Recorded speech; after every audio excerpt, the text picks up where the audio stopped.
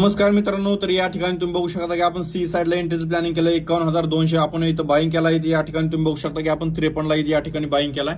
तर ट्रेडच्या पाठीमागचं रिझन या ठिकाणी तुम्ही बघू शकता की मार्केटचं काय होतं. मार्केट इथं ओपन झालं, मार्केट नंतर डाऊन साईडची मोमेंटम केली. अशा प्रकारे नंतर मार्केटनं काय केलं, इथं एक पूर्णपणे साईडवे झालं. त्यानंतर आता इथं या ठिकाणी तुम्ही बघू शकता की मार्केटचा काय आहे. या ठिकाणी मार्केटचा एक रेजिस्टन्स आहे. मार्केटने काय केलं, थोडंसं हलकी साईडची डाऊन साईडची मुवमेंटम केली आणि आता मार्केट काय करतं, एक रेजिस्टन्स ब्रेकआउट करण्याचा प्रयत्न करतं. जर मार्केटने रेजिस्टन्स ब्रेकआउट केला तर ह्या लेवलचं आपलं फर्स्ट टार्गेट असू शकतं आणि पाठीमागचा एक रेजिस्टन्स आहे, या लेवलचं आपलं सेकंड टार्गेट असू शकतं.